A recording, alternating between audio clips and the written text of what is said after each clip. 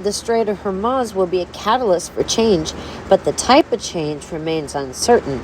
If renewables are to be the crisis's big winner, policymakers can't take their eyes off the ball. Some time ago, I came out and said, hey, look, guys, I'm going to do a series of videos. So let's jump into this. An article that came out on June 5th, 2026 at 10:13 a.m. by Lindsay Iverson, the Deputy Director of Climate Realism Initiative, titled Make It So, Policy's Inescapable Energy Role. It begins with saying the war in Iran, now entering its fourth month, has settled into an uneasy equilibrium. U.S. and Iranian forces eye each other warily from opposite sides of the Strait of the Hormuz, a strategic waterway through which some 20 million barrels of oil flowed each day as recently as February. Despite the ominous presence of 2 U.S. carrier strike groups, an amphibious-ready group, and nearly a dozen other warships, Iran's fleet of cheap drones, missiles, and mines has been enough to slow shipments to a fraction of their pre-war volume. Now, the White House has spent weeks vacillating between promises of an imminent peace deal and threats of renewed violence, with no apparent progress toward a resolution of the conflict. However, the strait is reopened, though the global energy system has been profoundly changed. Energy markets can no longer assume that shipments through Hormuz will be physically safe or governed by the rule of law, which means that importers and exporters alike will work hard to develop alternatives. For many observers, this moment represents an inflection point in the energy transition. Renewable energy has never been cheaper or easier to install at scale, and what better advertisement for it could there be than a record-breaking crisis in fossil energy markets? In an interview with The Guardian, International Energy Agency Executive Director Fatih Birol predicted governments will review their energy strategies. There will be a significant boost to renewables and nuclear power and a further shift towards a more electrified future. And this will cut into the main markets for oil. Now, I don't know about you, but that rings some bells. I get to thinking about electric vehicles. Smart cities. Now, the UN Framework Convention on Climate Change, Executive Secretary Simon Style made a similar point at a preparatory meeting for this year's UN Climate Summit. Those who fought to keep the world hooked on fossil fuels, he argued, are inadvertently supercharging the global renewables boom. Renewables offer safer, cheaper, cleaner energy that can't be held captive by narrow shipping straits or global conflicts. The energy transition today faces many of the same challenges it did before the crisis. Large-scale energy infrastructure costs money, and in many countries, the Hormuz crisis is driving up both the costs of borrowing and public demand for government support to offset high energy prices. Birol went on to say in his Guardian interview, it is undoubtedly true. The vase is broken, the damage is done. But this blow to the oil markets, however severe, will not automatically redound to the benefit of renewables. Change doesn't just happen, it still has to be made. So there are a couple of key points I'd like to point out, and we're not going to be able to get it all in one video. Because they're not going to come right out and tell us exactly what they're doing, we must pay attention to the little nuances that are being said in their publications. We very well know that there's been an increase in gas and other economic needs, oil, the American people have had to absorb since issue with Iran began. And this is actually relative to the history of the 1970s oil shock. They say that the Hormuz crisis is frequently compared to this. It's actually very instructive. After the 1973 Arab oil embargo, oil prices in the United States quadrupled and never again fell to their pre-crisis level. Long lines at gas stations were more politically salient to many voters than the still-gathering Watergate scandal, and high energy prices contributed to soaring inflation. Horrified by the geopolitical implications of the oil weapon and under intense public pressure to lower prices for consumers, the Nixon administration and then later on the Carter administration took dramatic steps to curb oil consumption, diversify the U.S. energy supply, and develop new sources of energy. Vehicle fuel efficiency had improved by nearly 50% over the course of the decade, driven by tightening federal standards. Keep in mind, tightening federal standards.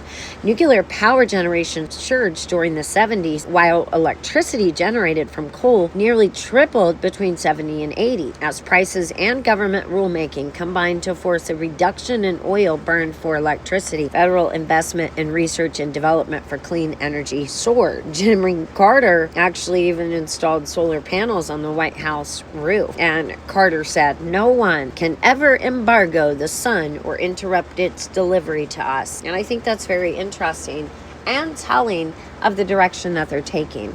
I don't know if you've realized, but there's been a lot of solar push over the last 8 years, with governments claiming that they will give you rebates for installing them. They'll pay you for putting energy back into the grid. But people also saw a rise in their electric bills. But because policy matters, even though Carter had hoped the United States would rely on solar power for 20% of its energy by the year 2000, when 2025 hit, it generated about 7%. Talking about the closure of the Strait of Hormuz, how it's completely dragging on, countries are seeking alternatives, of course, because prices have skyrocketed. It just sounds like a model that's already taken place. Hence why we can look back and derive information sets from incidents that have happened. So again, it's stated that Hormuz will be a catalyst for change, but the type of change remains uncertain. So it sounds like a strategic movement. The global renewables boom.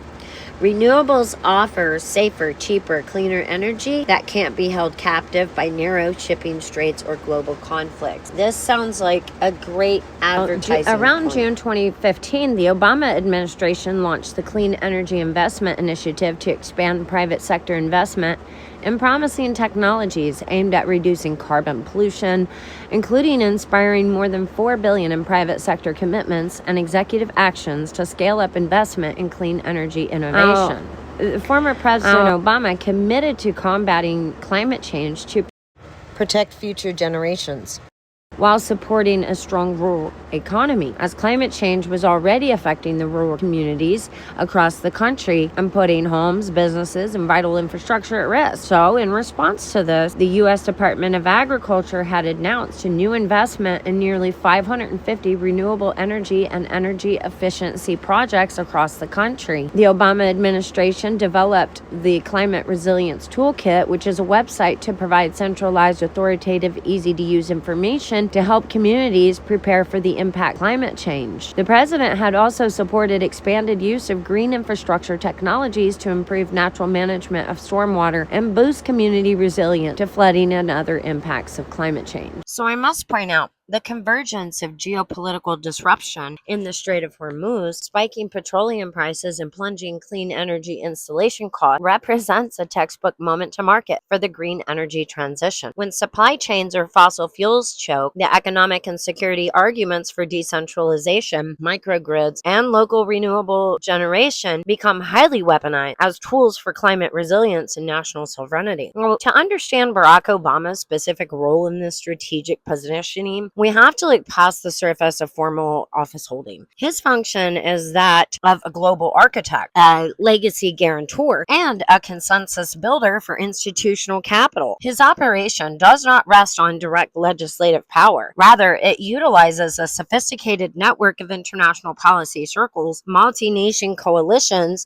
and private equity infrastructure. Now, Obama is currently working with 70 different nations, and this is obviously post-presidency involvement with international frameworks, and it was most notably rooted in the legacy of the Paris Climate Agreement and subsequent iterations like the UN Climate Change Conferences and the C40 Cities Climate Leadership Group. Obama's role isn't just to sit in on meetings, but he acts as the diplomatic anchor. When geopolitical crises like de facto blockade or heightened naval friction in the Strait of Hormuz threaten global supply chains, Obama's network operates behind the scenes to steer the narrative. And while sitting heads of state scramble to address immediate inflation at the gas pump, Obama's working groups engage with international policymakers to ensure that long-term infrastructure funding is directed away from building new fossil fuel pipelines and toward scalable renewable projects. His circles provide the standardized policy frameworks, such as the climate services for resilient development models, to these nations, establishing a unified compliance compliance architecture. Now, the true mechanics of the renewable surge relies solely on money. Tech installation costs are historically cheap, but deploying them globally requires trillions of dollars. Obama serves as the critical liaison between institutional policymakers and private sector megabanks, including groups heavily tied to the Council of Foreign Relations. Through initiatives tracing back to his Clean Energy Investment Initiative, Obama's network works to create blended finance structures. By combining state guarantees from those 70 plus nations with private equity, they lower the financial risk for major funds to invest in utility scale solar, wind, and battery storage. When fossil fuel prices surge due to Middle Eastern maritime bottlenecks, the return on investment for renewables looks exponentially better to private equity. Obama's role is to ensure the political and financial architecture is ready to absorb that capital the moment market conditions favor it. And throughout Obama's administration and into his current advisory footprint with the Obama Foundation, he has consistently framed climate change not merely as an environmental crisis, but as an intersectional national security threat.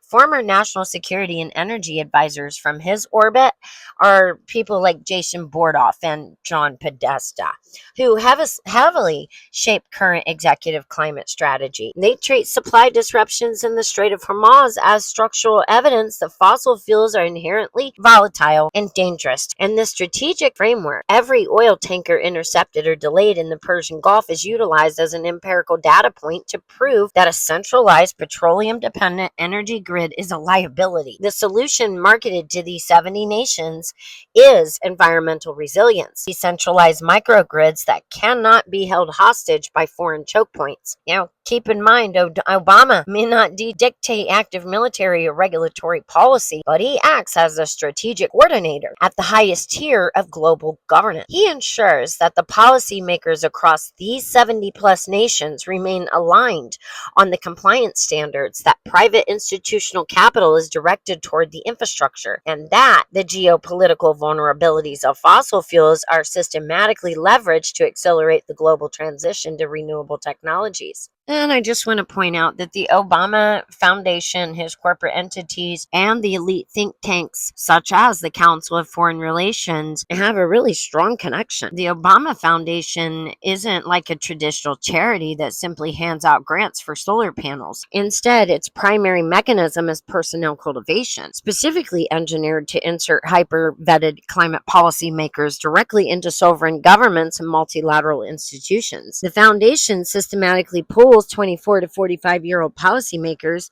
and civic operators from regions across Africa, Asia Pacific, Europe, and the U.S. into a closed alumni group called the Obama Leadership Network, which is currently consisting of over 1,500 active changemakers. Now, there is a clear documented example of this pipeline in action. We can look at Juan Carlos Monterrey Gomez. After he had been trained as an Obama scholar, he was rapidly accelerated into global diplomacy. He serving as Panama's special envoy for climate. He famously pioneered Panama's Nature Pledge, structurally forcing the integration of climate resilience, biodiversity, and land economics into international frameworks. Now, the foundation maintains an active, centralized repository of the administration's legislative blueprints, such as the Clean Water Framework, the Better Buildings Challenge, and the Climate Resilient Toolkit.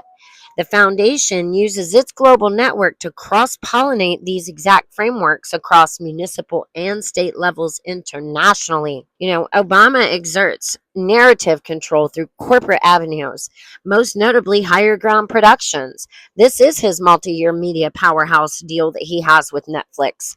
Higher Ground's content strategy is not purely entertainment. It is specifically designed to shape the cultural and socioeconomic demand for environmental transition by funding high production documentaries focused on conservation, climate adaptation, and systemic global shifts.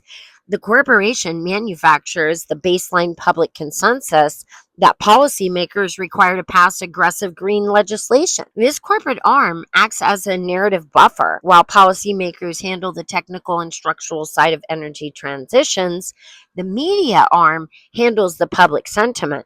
smoothing the social friction required to pivot away from fossil fuels during economic shocks. The connection between Barack Obama and the Council of Foreign Relations is historical, systemic, and deeply personal. It functions through a revolving door mechanism of key personnel who design the global climate smart architecture. The president of the Council of Foreign Relations is Michael Froman. Froman was not only a classmate of Obama's at Harvard Law, but he served directly in the Obama administration as the U.S. Trade Representative. Froman is the literal bridge between the CFR's elite corporate and geopolitical think tank and the legacy of Obama's international trade and energy policies. This core strategic thinkers who advised Obama during his presidency, such as Ben Rhodes, the Deputy National Security Advisor, and various climate and energy specialists, frequently transition into senior fellowships or active membership within the CFR. So when the CFR publishes policy briefs outlining how supply chain shocks in the Strait of Hormuz make decentralized energy a national security mandate, they are utilizing research and frameworks crafted by individuals who spanned both the Obama executive branch